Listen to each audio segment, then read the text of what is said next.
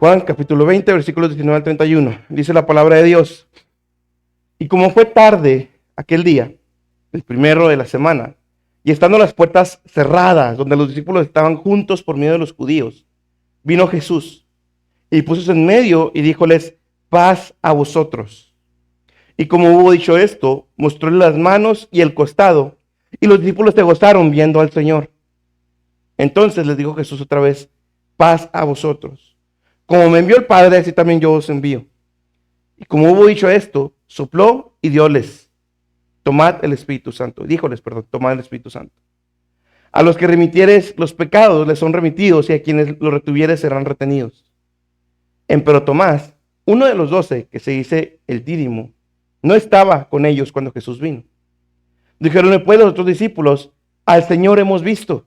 Y él les dijo: si no viere en sus manos la señal de los clavos, y metiere mi dedo en el lugar de los clavos, y metiere mi mano en su costado, no creeré. Y 8 días después estaban otra vez sus discípulos dentro, y con ellos Tomás. Vino Jesús, las puertas cerradas, y púsose en medio y dijo: paz a vosotros. Luego dice a Tomás: mete tu dedo aquí y ve mis manos, y alarga acá tu mano y métela en mi costado, y no seas incrédulo, sino fiel. Entonces Tomás respondió y díjele: Señor mío y Dios mío. Dícele Jesús: porque me has visto, Tomás, creíste. Bienaventurados los que no vieron y creyeron. Y también hizo Jesús muchas otras señales en presencia de sus discípulos que no están escritas en este libro. Estas, pero son escritas para que creáis que Jesús es el Cristo, el Hijo de Dios, y para que creyendo tengáis vida en su nombre. Tome su lugar, mis hermanos. Todos hemos escuchado alguna vez, mis hermanos, la frase: no hay peor ciego que no quiere ver. Yo lo he usado varias veces ese ejemplo. Y esa frase lo que nos quiere transmitir es que no hay necio más grande que aquel que se niega a creer lo que se le está presentando, aún y con toda la evidencia enfrente. Por eso no hay más ciego que el que no quiere ver. O sea, su disposición del corazón es no creer, no aceptar la verdad que se le está presentando delante. Tomás no tenía la misma incredulidad de alguien que es necio. No era la misma. Sino que él pidió evidencia para creer. Yo quiero esta mañana, mis hermanos, sobre todo, especialmente aquellos que siguen lejos, a que no tengan y no sean necios. Que no sean necios. Porque vamos a presentar, o voy a presentar, mis hermanos, las evidencias del Cristo resucitado, y no hay peor ciego que el que no quiere ver. Yo quiero que estés atento a lo que Dios nos va a exponer esta mañana, y que estés dispuesto a cambiar tu creencia cuando la evidencia se presente delante de ti. La resurrección de Cristo, mis hermanos, es vital para la fe cristiana. Es vital para la fe cristiana. 1 Corintios 15:14 nos dice Pablo, hablando a los corintios, dice: Cristo no, y si Cristo no resucitó, ¿qué dice entonces? Vana es entonces nuestra predicación, vana es también vuestra fe. Si Cristo no hubiera resucitado, porque el problema con los corintios era que no estaban creyendo a eso. No estaban creyendo que había resurrección de los muertos. Ese es el problema con ellos. Ahora, hermano, no se salga tan rápido de la foto, como siempre lo digo. Hermano, ¿cree que Cristo resucitó? No me respondan tan rápido.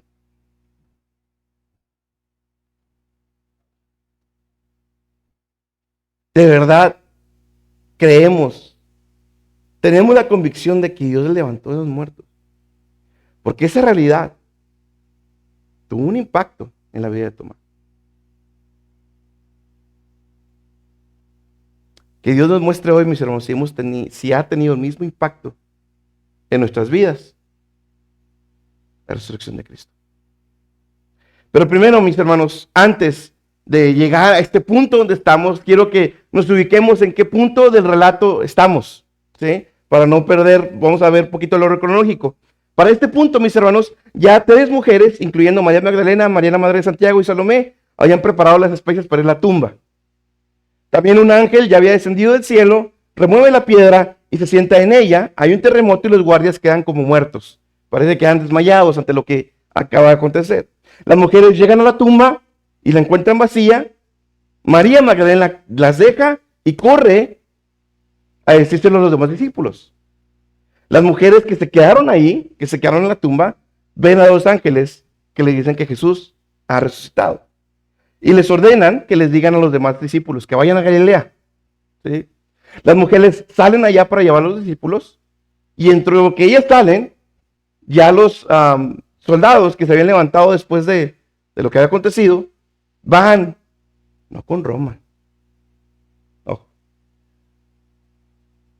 van con los judíos, con la autoridad, con el Sanedrín, los cuales sobornan a los guardias para que digan que el cuerpo ha sido robado. Los sobornan para que digan que el cuerpo ha sido robado. Es lo que hace. María Magdalena regresa a la tumba, ve y ve a los ángeles y luego ve a Jesús.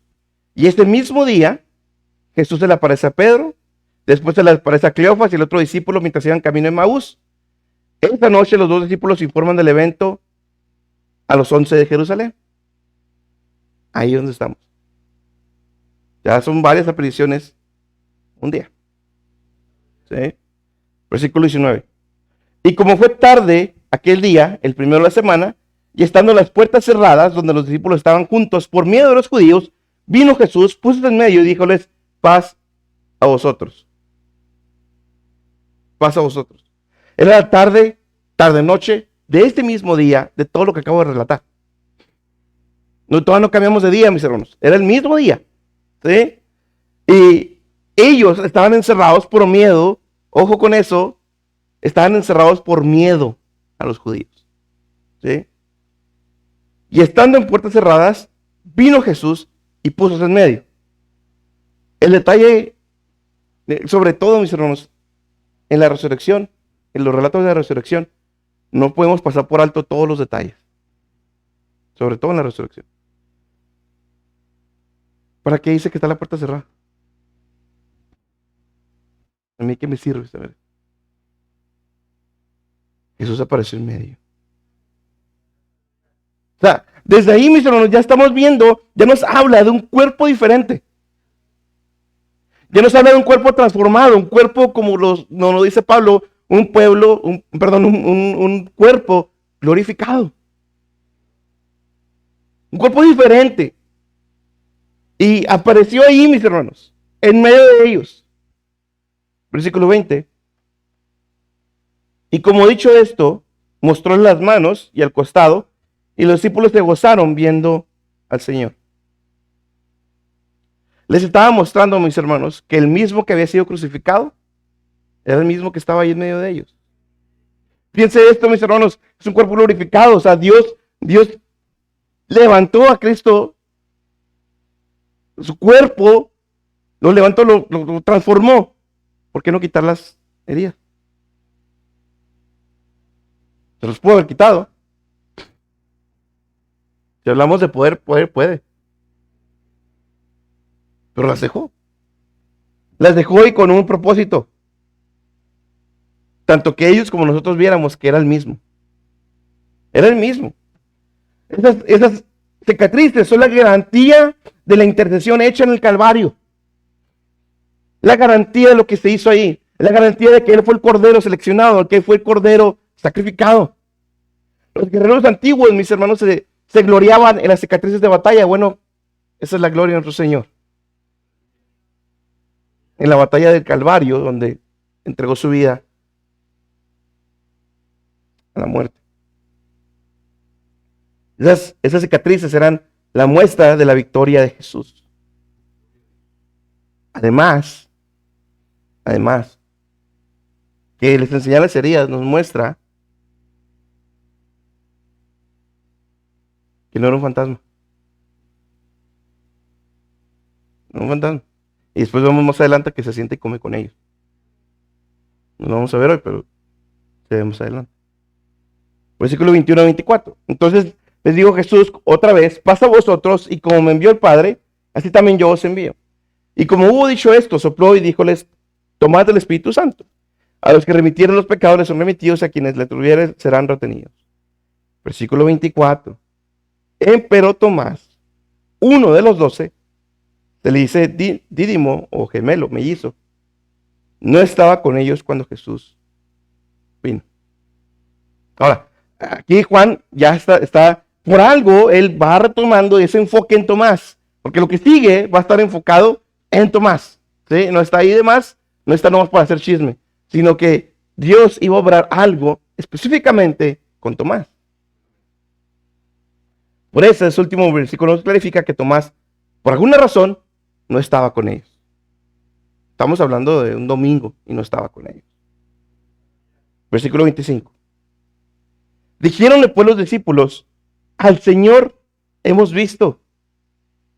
Y él les dijo: si no viere en sus manos la señal de los clavos, y metiere mi dedo en el lugar de los clavos, y metiere mi mano en su costado, no voy a creer.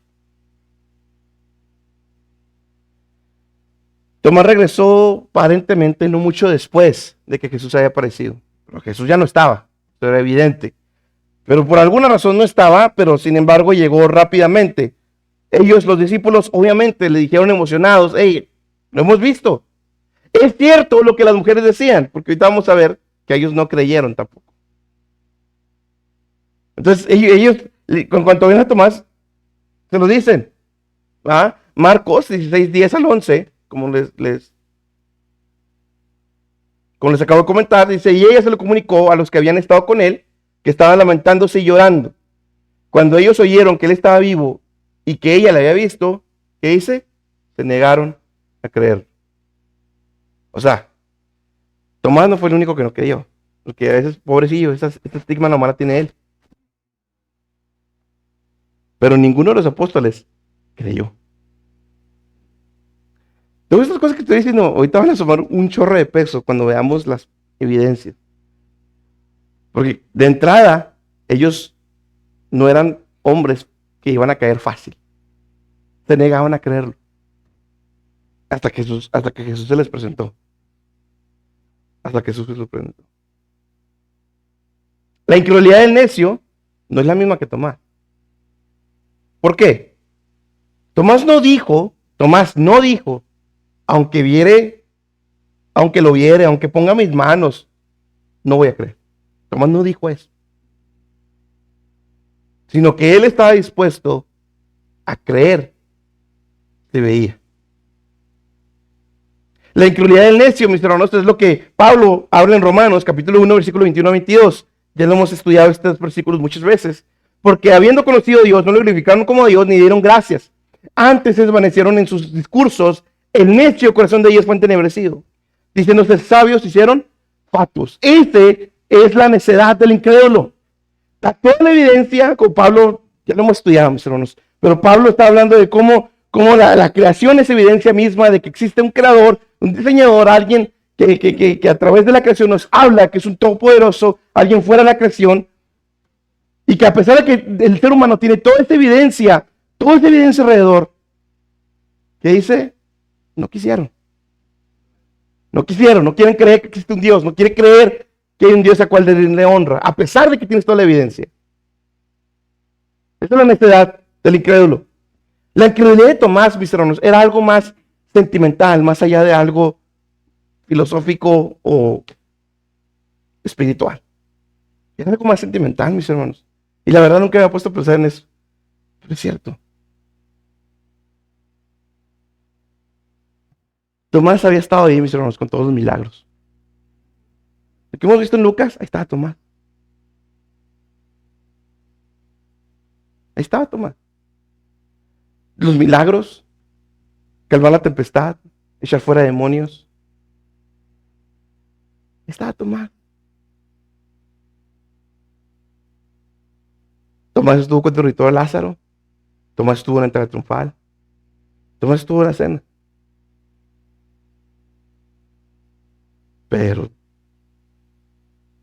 también supieron, o ya sea que lo habían visto de lejos, o lo que haya sido, porque Pedro lo vio de lejos, también vieron cómo murió ese que estaba salvando a otros, ese que sanaba a otros, ese que liberaba a otros, ese que hacía milagros a otros. Estaba muriendo en la cruz. Es de que Pedro dijo, tú eres el Hijo, tú eres Cristo, el Hijo de Dios viviente. Ahora Tomás lo estaba viendo morir en una cruz. Ahora Tomás lo había visto humillándose delante de todos.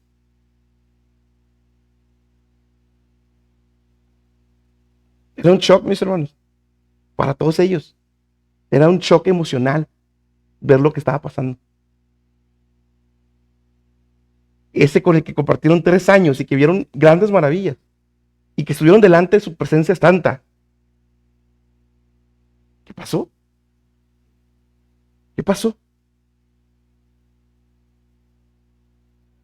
Mis hermanos, además de eso, las expectativas eran erróneas.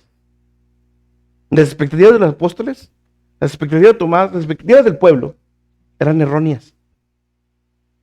Ellos no entendían cómo el Mesías iba a terminar así. Eso es lo último que vieron ellos.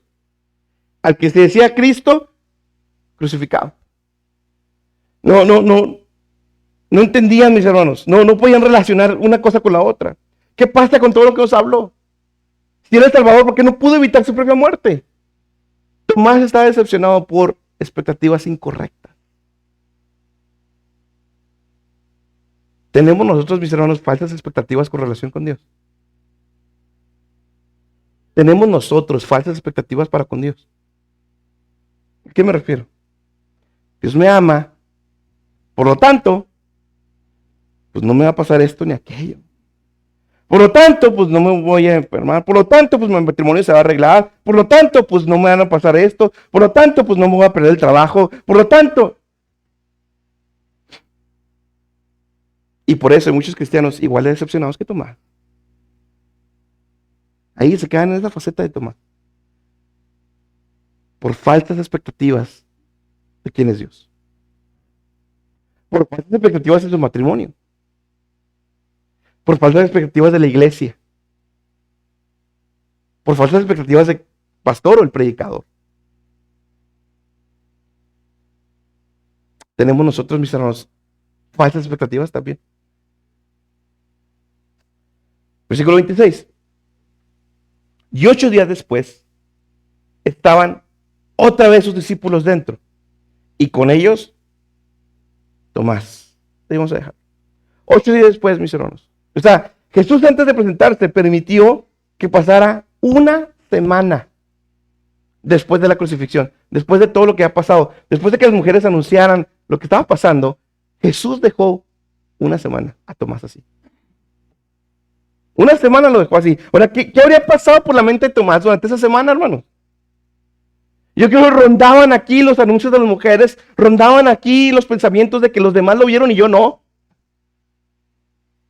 Rondaban aquí que más, dice Pablo después, más de 500 lo vieron, yo no. Yo no. Ahora, es increíble, mis hermanos, no es increíble, sino me llama mucho la atención. 8 días después, estaban otra vez sus discípulos dentro y con ellos Tomás. Tomás no se fue, hermanos. No se rindió. No tiró la toalla, como decimos. Ahora, fíjate la incredulidad que tenía Tomás. O sea, yo no veo, yo no voy a creer. ¿Y para qué sigues con él? ¿Para qué andas ahí todavía? Por la misericordia de Dios, no es por eso. No es por eso, mis hermanos. Mis hermanos, no muchas veces somos así también, mis hermanos, somos aferrados, estamos regando con Dios, pero ahí venimos. Porque Dios tiene misericordia de nosotros, mis hermanos, no nos deja ir. No nos suelta así nomás. A pesar de que somos una bola de necios. Necios. Y Dios no dejó a Tomás. Ahí andaba. por otro lado, nos muestra la disposición de Tomás a la posibilidad de que Jesús volviera a aparecer. Y esta vez no quería perdérselo. Había una posibilidad, se presentó el domingo, pues se le cuenta, chance. Y él fue. Mis hermanos, por algo Dios me traía esto a la mente, porque no tiene nada que ver. Bueno, sí tiene que ver, pero no mucho. ¿Cuántos ya dejaron de buscar el bautismo? ¿Cuántos ya dejaron de buscar el bautismo del Espíritu Santo? ¿Cuántos ya dejaron hace mucho tiempo de hablar en lengua? ¿Cuántos ya dejaron y que ya tienen mucho tiempo sin la llenura del Espíritu Santo? ¿Cuántos? ¿Cuántos han perdido la presencia de Dios? Y en lugar de insistir como Tomás, los veo menos. Los veo menos. Entonces, hermano, a mí no se me olvida esa vez. Tengo muy marcado en mi cabeza. En una ocasión, una semana, que nuestro hermano, nuestro pastor, nuestro ex pastor que teníamos antes, nuestro hermano Carlos Hernández, una semana ahí en El Paso, que dijo, los que quieran buscar, vamos a estar orando después del culto a las 9, aquí vamos a estar orando, nomás por el bautismo del Espíritu Santo, para los que no lo tienen. Empezaron muchos. Ya como la tercera, cuarta semana. ¿Sabe quiénes quedamos? Los que sí lo tenían. Que sí lo tenían. Qué raro, ¿no? Luego Tomás nos da el ejemplo de lo contrario. Tomás no tiró la toalla, no se hizo un lado. No sentí la presencia hoy, no sentí la... Bueno, voy a insistir al siguiente día. El siguiente culto. En el siguiente, cada vez que me arrodille a orar. Y no por buscar sentidos, mis hermanos, no me van a entender. Pero el bautismo del Espíritu Santo es una promesa. Y buscar la presencia en sí mismo no tiene nada de malo. Presencia sin emocionalismo. Vino Jesús otra vez, a las puertas cerradas, otra vez. Y puso en medio y dijo, paz a vosotros. Otra vez el detalle de las puertas cerradas. Aunque ya sabían que el Señor había resucitado, mis hermanos, seguían encerrados. 8 días. 8, o sea, ya habían visto a Jesús. Vieron sus heridas, vieron todo. Y seguían encerrados. Seguían encerrados esta gente. ¿Por qué? Les faltaba una cosa más por recibir, hermanos. El derramamiento del Espíritu Santo. Eso fue lo que lo sacó de las 4 paredes. Más la resurrección de Cristo, obviamente. Pero... Versículo 27. Ahora quiero que leamos Juan 20, 27 de la Nueva Traducción Internacional. Eso es lo que voy a leer yo. Lo que va a estar en las pantallas. Entonces le dijo a Tomás, pon tu dedo aquí y mira mis manos. Mete tu mano a la herida de mi costado. Ya no seas incrédulo. Cree. Cree. Mis hermanos, por un lado vemos la deidad de Jesús. Un cuerpo ya transformado, pero ya Dios, ya Jesús, ahora sí vamos a decir con ese cuerpo glorificado, nos muestra, mis hermanos, estaba Jesús cuando Tomás dijo, y si no metiera yo las manos, estaba ahí. Físicamente no estaba. Pero es omnipresente. Y es omnisciente. Y conoce los corazones. O sea, se presenta delante de ellos y se dirige directo a Tomás y le dice exactamente las palabras que Tomás había pronunciado cuando Jesús no estaba. Se dirige directo a Tomás, invitándolo a tocar sus heridas, mis hermanos. Qué paciencia y qué misericordia de Dios. O sea, lo que Tomás exige, mis hermanos, es hasta cierto punto retando a Jesús. Es hasta cierto punto retando a Dios. Es hasta cierto punto insolente. Pero Jesús, tan paciente, tan misericordioso, accede a lo que Tomás quería. No ignoró la incredulidad de Tomás, pero tampoco la reprendió. En un sentido de que, como es incrédulo, como ya los había reprendido antes. No lo hizo, fue paciente. Atendió a lo que Tomás le había pedido. Y Jesús le dice, ya no seas incrédulo. Aquí está, aquí estoy. Tócame, mete tu mano. Todas las evidencias que Tomás había exigido estaban delante de él. Todas. Estaba acorralado. Ahora, si iba a demostrar si su incredulidad era necia o realmente estaba dispuesto a cambiar cuando viera la evidencia. Versículo 28. Entonces Tomás respondió y díjole: Señor mío y Dios mío. Tomás no se puso a cuestionar las heridas, mis hermanos. De hecho, probablemente ni siquiera las tocó. No lo dice. Nada. Pero la evidencia era clara, mis hermanos. Clara. Y Tomás hace en un versículo tan pequeño, es de los versículos más claros acerca de la deidad de Jesucristo. Señor mío y Dios mío, mis hermanos. Como todos reaccionan cuando están delante del tres veces santo. En un shock, pero de la santidad que están viendo. En un shock por delante del ser que están. Tomás usa Adonai.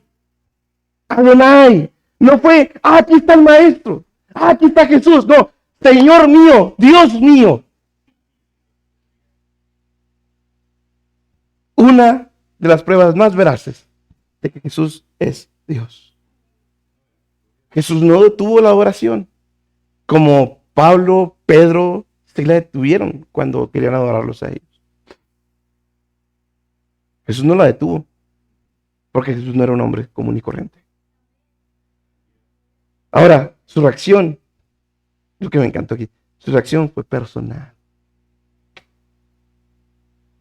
Señor mío, Dios mío. Yo le pregunto esta mañana, mi hermano, ¿Jesucristo es tu Dios? ¿Jesucristo es tu Señor? ¿A quién está sirviendo? Ser hermano, a alguien le sirve. A alguien, pero el ser hermano siempre es esclavo de algo, de alguien. ¿Es Jesucristo tu Señor? ¿Es Jesucristo tu Dios? Por ahí decía un teólogo, el milagro no fue en que Cristo entrara a la habitación con puertas cerradas, sino en sacar a los discípulos de la habitación para que prediquen y mueran por el Señor. Están encerrados. El verdadero milagro fue sacarlos. ¿Qué fue Tomás? Escuche esto. Llevó el evangelio a la India, donde murió martirizado.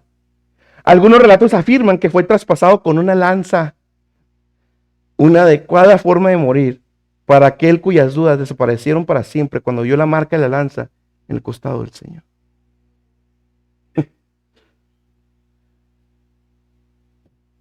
Eso fue Tomás. Los apóstoles, más de lo mismo. El único que murió de viejito fue Juan. Todos los demás fueron martirizados. Todos los demás. Pedro muerto de cabeza. Pablo degollado. ¿Y qué ha sido de nosotros, hermanos? ¿Es Jesús realmente nuestro Señor? ¿Dónde están las marcas? Ya hemos hablado de eso varias veces, ya lo he traído a colación varias veces. ¿Dónde están las marcas? ¿Dónde están las cicatrices de batalla, hermano? ¿Cuántas tiene? Es que no nomás es, sí tengo, ok, muy bien, sí tiene. Ahora yo le pregunto, ¿cuántas tiene? Y no nomás es cuántas, ¿cuándo fue la última vez que tuvo una? No fue la última, hermano. Ahora, si la historia terminara aquí, cualquier persona no creyente pudiera decir, bueno, entonces, para creer, tengo que ver. Tomás vio y creyó. Y si es una persona incrédula que le gusta leer la Biblia, para sacar errores, va a ver que también Juan, cuando llegó a la tumba, creyó por lo que vio. De hecho, Juan es de los únicos que posiblemente creyó antes que todos ellos. Estaban creyendo. Los apóstoles ya después creyeron porque vieron. La cosa es que así no termina la historia. Porque cualquiera podría justificarse en eso. Es que tengo que ver para creer. No, ahí no termina. Versículo 29. Dícele Jesús, ¿por qué me has visto, Tomás? Creíste. Bienaventurados los que no vieron y creyeron. Bienaventurados los que no vieron y creyeron. Tú porque has visto has creído. Pero doblemente dichosos aquellos que sin ver han creído. Ahora, aquí vamos a tener un ratito. Jesús no se refiere, ojo con lo que voy a decir, Jesús no se refiere a una fe irracional. A una fe, mis hermanos, que salta de un acantilado, no más porque sí. A una fe que no tiene fundamento, mis hermanos. Nuestra propia fe no es ciega en el sentido de que no nos basamos en leyendas, en mitos o cuentos fantásticos. No es una fe ciega. De hecho, los únicos que la Biblia habla como ciegos son los incrédulos. Jamás la fe. Jamás la fe. Nuestra fe, mis hermanos, se fundamenta en la palabra inerrante e infalible de Dios. Por eso hemos llevado fundamentos de la fe. O sea, mi fundamento en lo que yo creo por fe, y vamos a ver eso, por fe, está basado, está fundamentado principalmente en su palabra. En su palabra. Donde cada hecho histórico es real, donde cada punto geográfico existió o existe, donde cada fecha, personaje es precisa, y lo sabemos no solo por las evidencias arqueológicas, históricas y hasta científicas. Estamos seguros porque el autor es nada menos ni nada más que Dios. Dios mismo, porque su palabra no ha fallado, no ha errado y sigue teniendo el mismo poder en ya más de 2000 años. Y si contamos el Antiguo Testamento, todavía muchísimos más años. Es su palabra, mi fundamento. Por eso, ahorita vamos a leer 30-31 y después vamos a regresar a ellos otra vez. Pero fíjense lo que dice, y también hizo Jesús. Esta es una nota de quien está escribiendo la carta, o sea, Juan. Y también hizo Jesús muchas otras señales en presencia de sus discípulos, que no están escritas en este libro. Estas, pero son escritas para que creáis que Jesús es el Cristo, el Hijo de Dios, y para que creyendo tengáis vida en su nombre. ¿En qué? ¿En qué me va a fundamentar para creer? En su palabra. Sí, la fe es la certeza de lo que se espera. Es la seguridad de lo que se espera. Tengo seguridad de lo que se espera, que me dice aquí que se espera. La certeza de lo que no se ve, no lo veo. No veo el paraíso, no estuve con Moisés, no estuve con Jesús, pero aquí lo dice. Pero aquí lo dice. ¿Qué evidencias hay entonces de la resurrección de Cristo? ¿Qué evidencias tenemos entonces, mis hermanos, para creer que de hecho Jesús resucitó? La creación misma nos habla de un creador capaz de traer la existencia de la nada. En el principio Dios creó los cielos y la tierra. Este creador tiene que estar fuera de la creación para poder crear. Él fue el todopoderoso que de la nada trajo todo el universo. De hecho, bien reciente, no sé si esta semana fue la noticia, pero descubrieron, y a mí en la escuela, porque a mí me gustaba mucho eso, a mí en la escuela me enseñaron que la expansión del universo, consecuencia del Big Bang, iba expandiéndose a la misma velocidad. Es como una explosión, como cuando avienta una pintura, así, y que se va expandiendo toda la pintura en la pared. Así nos enseñaban que el momento del Big Bang se fue expandiendo. Pero ellos decían, a mí me enseñaron, que iban a la misma velocidad, y que esa velocidad obviamente se ha detenido a lo largo del tiempo, o sea, ha disminuido la velocidad. Pero recientemente, creo que fue esta semana, acaban de descubrir que no van a la misma velocidad. Unas partes van más recio que otras. Eso no tiene ningún sentido. O sea, no, físicamente, a menos ahorita con lo que sabemos, no tiene sentido eso. Que unas partes, o sea, es lo que le digo, o sea, cuando uno deja caer algo en el suelo, se expande igual. Y poco a poco va perdiendo la velocidad o el rango de expansión. Pero el universo no se está expandiendo así. Es como si una parte fuera más rápido y fuera así despacito. Cuidado con la teoría del Big Bang. Como que ya no suena muy convincente. ¿Cuál es mi punto? Si Dios pudo traer de la nada toda la existencia, tiene el poder para hacer cualquier cosa que marque su voluntad. Cualquier cosa que sea su voluntad. Aún resucitar a Jesús de la muerte. Entonces la pregunta es, ¿levantó Dios a Jesús de los muertos? Bueno, número 1, tenemos los relatos del Antiguo Testamento. Relatos que son muy, pero muy recientes, no muy lejos después de Jesucristo, después de su muerte. El último libro escrito fue el año 70 después de Cristo. 70 años habían pasado cuando el último libro de la Biblia se escribió. 70 años, no era mucho tiempo. Son relatos, son testimonios cercanos. El Corán, por ejemplo, el Corán fue escrito cientos de años después de Jesús. El Corán salió cientos de años después de Jesús. La Biblia es más reciente que el Corán. Esa es una. 1 Corintios capítulo 15, versículos 3 al 8. A mí me encanta esta parte, porque Pablo, recuerda que el problema en Corintios, no creía en la resurrección. Entonces, Pablo, ¿qué va a hacer para mostrar evidencia?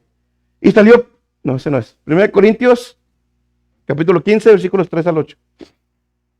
Tampoco es. 1 Corintios capítulo 15, versículos 3 al 8. Si no, aquí lo leo.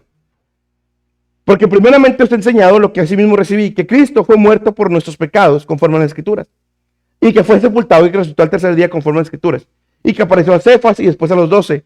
Después apareció a más de 500 hermanos juntos, de los cuales muchos viven aún y otros son muertos. Este comentario ahí de Pablo, se lo está escribiendo a personas de una iglesia de Corinto. Y en ese momento que Pablo lo está escribiendo, dice Pablo, muchos están vivos todavía. Es como si te dijera, ve y pregúntales a los más de 500. Ve y pregúntales. Ve y pregúntales. Después, versículo 7, después apareció Jacobo, después a todos los apóstoles, y el posterior de todos, como un abortivo me pareció a mí. Tenemos testigos oculares de la resurrección de Jesús. Testigos que creemos que pacientemente que son oculares por los detalles que dan acerca de Cristo, tanto en los relatos de la resurrección como en los principios del libro de Hechos. Es como si Pablo, como le decía, estuviera invitándolos a ir a preguntar. Jesús apareció en 2 ocasiones distintas a grupos diferentes de personas. 2 apariciones hubo Jesús antes de su ascensión. Número 2. Número 1. Escritos recientes. Número 2. Los detalles escritos son humillantes para los autores.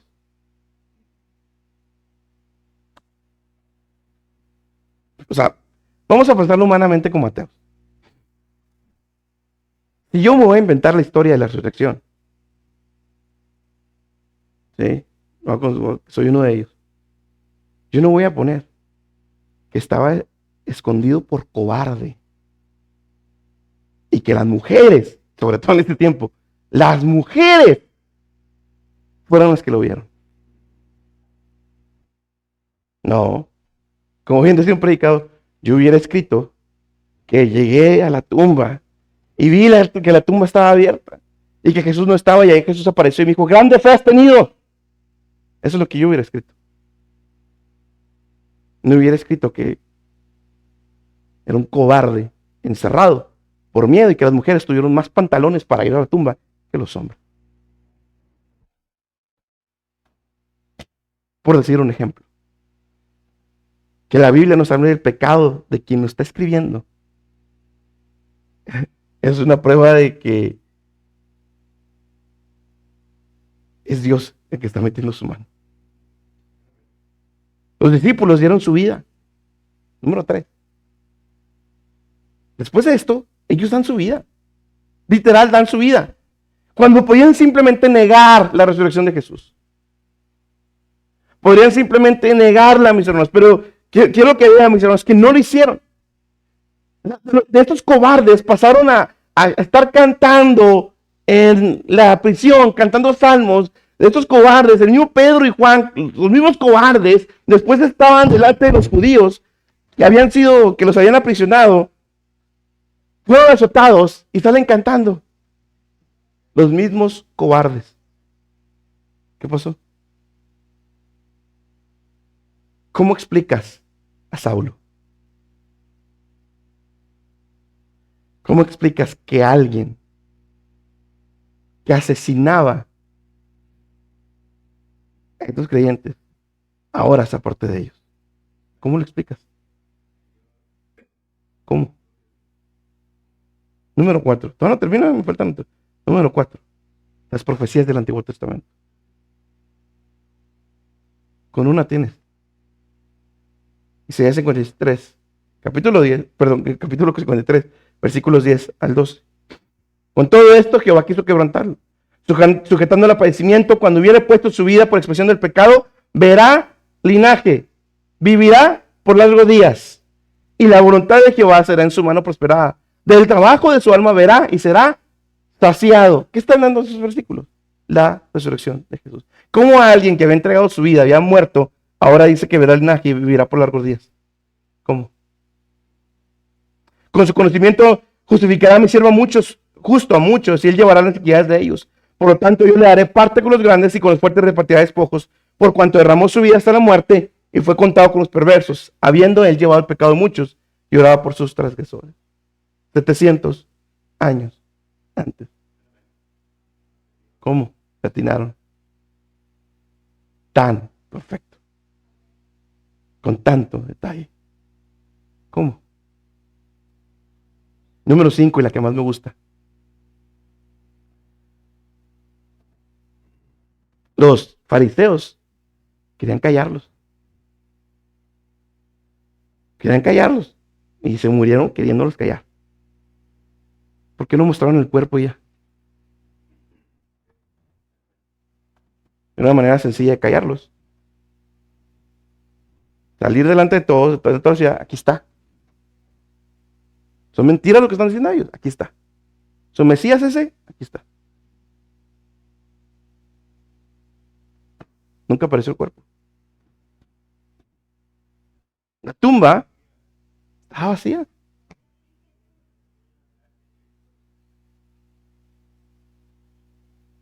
¿Sabe por qué la piedra fue movida? No para que Jesús saliera, como dicen algunos cristianos, para que pudieran entrar a ver que estaba vacía. Nos estaba apareciendo en medio de cuartos cerrados. Número 6. Tenemos testimonios extrabíblicos de que este grupo de locos clamaban, o sea, cuando digo testimonios extrabíblicos, estoy hablando de fuentes no cristianas, seculares, que afirman que estos locos clamaban que Jesús había resucitado. Como bien dijo el predicador, el peso de la evidencia no está sobre los que creen, está sobre los que no creen. ¿A qué se refería entonces Jesús cuando dijo, bienaventurados los que sin haber visto han creído? Doblemente dichosos los que no necesitaron verlo a él físicamente para creer. Eso es lo que está refiriendo Jesús. Bienaventurados aquellos que iban a creer por el testimonio de los que sí lo vieron. Todos los demás cristianos que iban a creer en el testimonio de los apóstoles que sí vieron a Jesús resucitado. Bienaventurados ellos. La bienaventuranza, mis hermanos, y ojo, las evidencias en sí mismas, porque nadie se va a confundir, las evidencias en sí mismas no producen fe. Aunque se presentara Jesús aquí mismo, eso no te produciría fe de ninguna manera. Sino es el poder de Dios y la obra del Espíritu Santo haciendo eficaz la verdad del Evangelio en nuestro corazón. En nuestro corazón. Porque a pesar de lo que te he hablado y lo que te he demostrado, tu corazón sigue duro, probablemente. Eres necio y no quieres creer ante la evidencia. Por eso las evidencias en sí mismas no producen fe. Lo que necesitas es que Dios abra tu entendimiento, abra tu corazón para que lo puedas ver. Doblemente dichosos, es lo que Pedro se refiere en 1 Pedro capítulo 1 versículo 8, y lo hemos visto. 1 Pedro capítulo 1 versículo 8, al cual, no habiendo visto, le amáis. A eso se refiere Jesús. A eso se refiere, bienaventurados que no lo vieron, los que no me han visto, pero me aman. Bienaventurados el cual creyendo, aunque al presente no lo veáis, os alegráis con gozo inefable y glorificado. No lo veo, no lo vi y no lo voy a ver en la vida terrenal, pero creo y le amo aunque no lo he visto. Eso es lo que se refiere Jesús. Bienaventurados todos estos que van a venir después de ustedes, que van a creer sin haberme visto. Doblemente dichosos. Bienaventurados, no solamente está hablando de una felicidad, sino también de que Dios se deleita en los que han creído sin haber visto. Dios se deleita, cada vez que veamos una bienaventuranza es Dios se deleita en los que tienen hambre y sed de justicia. Dios se deleita en los que son pobres de espíritu. Dios se deleita en los que han creído sin haber visto. En los que se han creído sin haber visto. ¿Cuál es entonces nuestro fundamento? La evidencia de su palabra. Versículo 30-31. Y también hizo Jesús muchas otras señales en presencia de sus discípulos que no están escritas en este libro. Estas pero son escritas para que creáis. Estas son escritas ¿para qué? Para que creas que Jesús es Cristo, el Hijo de Dios, y para que creyendo tengáis vida en su nombre. Es por el testimonio de ellos que ahora creemos. Es por el testimonio de ellos que ahora creemos. Y yo le quiero poner un ejemplo.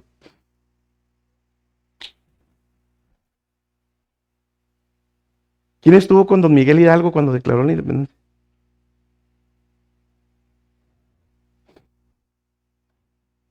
¿Quién estuvo?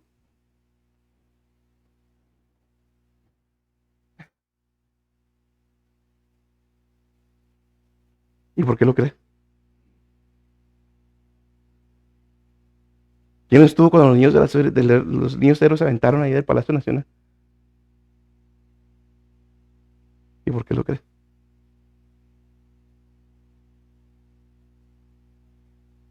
Estás confiando en que los relatos históricos, cronológicos, son fehacientes con lo que se dice que aconteció. Es lo que estás haciendo. Estás confiando en que los registros históricos son reales. Porque tú no estuviste. Tú no lo viste. Tú no lo viviste. ¿Y por qué lo crees?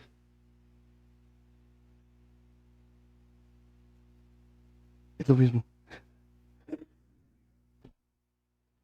Yo creo que Jesús resucitó porque Dios lo dejó registrado en su palabra.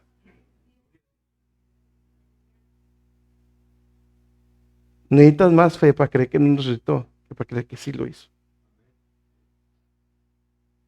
Yo creo porque así como tú crees en tu historia y tu ciencia, todo lo que quieras, porque está en los libros y tú no estuviste ahí, tú no lo viste. Bueno, yo tampoco lo vi, tampoco estuve, pero creo que esta es la palabra de Dios y creo en lo que Dios registró aquí. Porque está también basado en todo lo demás, o sea, se confirma en todo lo demás secular que ya vimos, arqueológico, geográfico, científico. Hermanos, de la misma manera, nuestra fe no está al vacío. Está en las evidencias irrefutables de la palabra de Dios.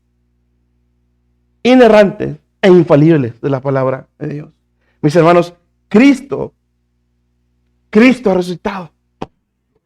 Cristo ha resucitado, mis hermanos. La tumba sigue vacía. Por lo tanto, nadie puede quitar nuestro gozo, mis hermanos.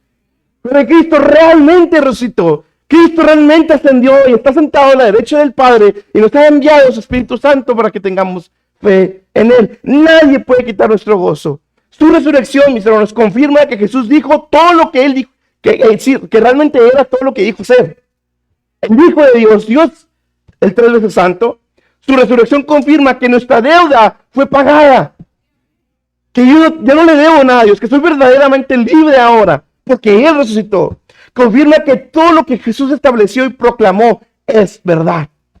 Todo lo que Él dejó, de lo que va a pasar, de lo que ha pasado y las consecuencias del pecado son verdad. Confirma que todo lo que Jesús prometió nos espera y nos es una realidad. Todo lo que Jesús hizo, todo lo que Jesús nos prometió. A los discípulos les dijo, hey, van a tener aflicción un rato, pero después nadie les podrá quitar el gozo. Nadie, mis hermanos, es una realidad, no estamos locos, que en medio de la tormenta tenemos esa paz. Que en medio de la tormenta, mis hermanos, estamos con esa tranquilidad, porque nos espera una gloria eterna. Y es real, porque Cristo dijo que era real, porque Él resucitó. Nos recuerda que nada de lo que hemos trabajado, sufrido o soportado ha sido en vano. Nada. Y es el punto de 1 Corintios capítulo 15, versículo 20 y después versículos 55 al 58. Pablo está hablando de cómo seríamos los más dignos de padecimiento, los más dignos de consideración, los más dignos de ser desechados si Cristo no hubiera resucitado. Van a ese entonces. Entonces comamos y bebamos y vamos a hacer lo que queramos. Pero, más ahora Cristo resucitado de los muertos, primicias de los que murieron este hecho. Versículos 55 al 58. ¿Dónde está muerta tu aguijón? ¿Dónde os sepulcro tu victoria? Ya que el aguijón de la muerte es el pecado y la potencia del pecado la ley. Mas que Dios gracias, que nos ha dado la victoria por el Señor nuestro Jesucristo. Así que, recuerden los así que son bien importantes en la Biblia. Es así que, así por todo lo que he dicho, todo lo que lo he fundamentado, entonces, hermanos míos, amados, estad firmes y constantes, hermanos. Creciendo en la obra del Señor siempre, sabiendo que vuestro trabajo en el Señor es en vano. Porque Él ha resucitado. No es en vano.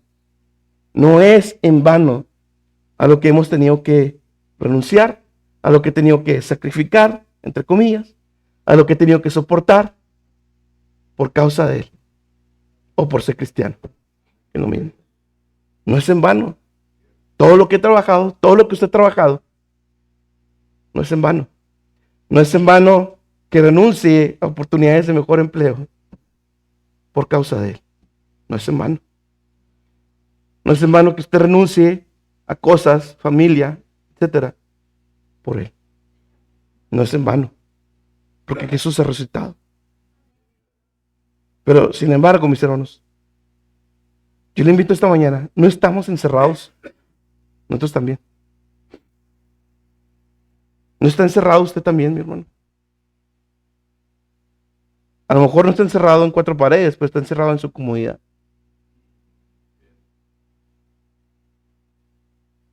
Jesús le dijo, así como el Padre me envió, yo los envío. Estamos encerrados en la familia, en el trabajo, en la escuela. ¿En qué estamos encerrados, hermano? O literalmente en cuatro paredes. También igual que ellos. La realidad de la resurrección generó en Tomás una gran convicción, como también lo debe hacer nosotros. A dejar más las cosas de este mundo, a dejar más mi comodidad, a dejar más mis horas extra, a dejar más mi trabajo, a dejar más mi comodidad, porque Él ha resucitado. Yo le vuelvo a preguntar, mi hermano, ¿Jesucristo es tu Dios? ¿Jesucristo es tu Señor? Porque en aquel día me dirán, Señor, Señor.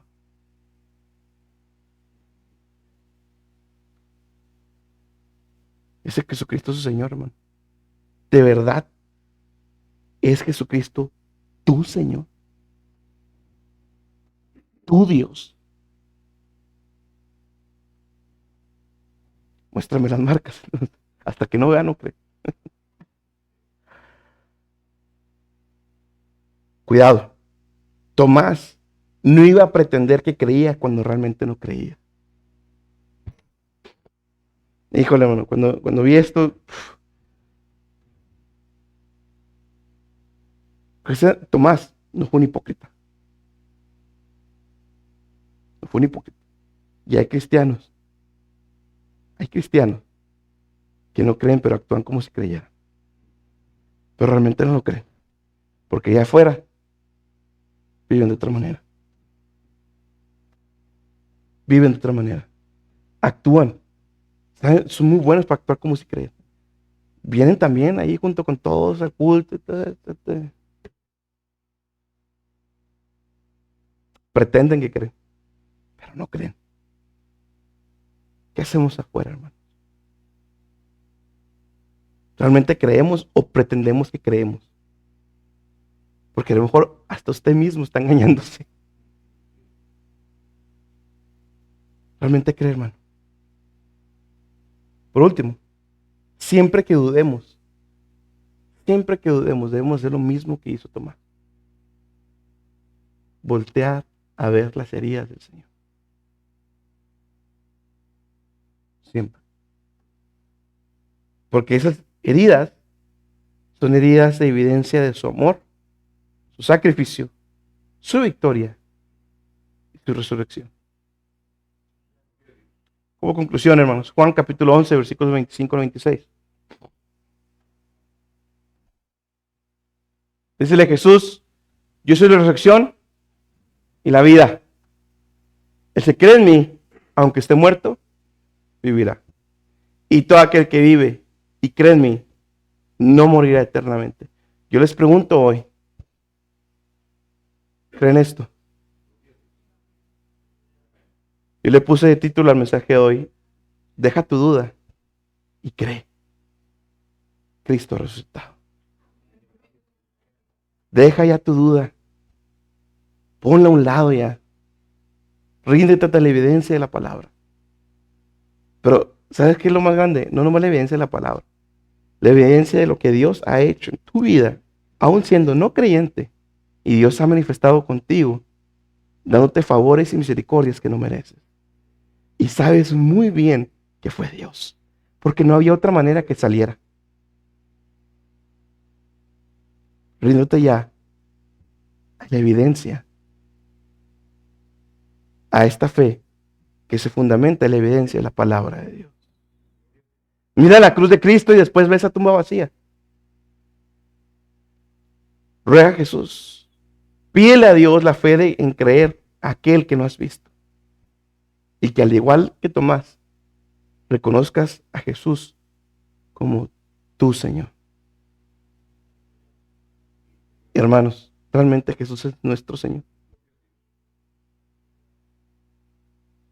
Si Cristo ha resucitado, pues entonces quiere decir que todo lo que dijo, todas sus exhortaciones, todas sus bienaventuranzas son reales y es algo serio a tomar. ¿Cómo estamos viviendo? ¿Qué tan serio nos tomamos la verdad del Evangelio allá afuera, en nuestra propia vida? ¿Qué tan serio lo tomamos? Y como bien dije el domingo pasado, si quiere ver dónde está su tesoro, dígame qué hace en las horas que no esté en la iglesia. Oremos, mis hermanos.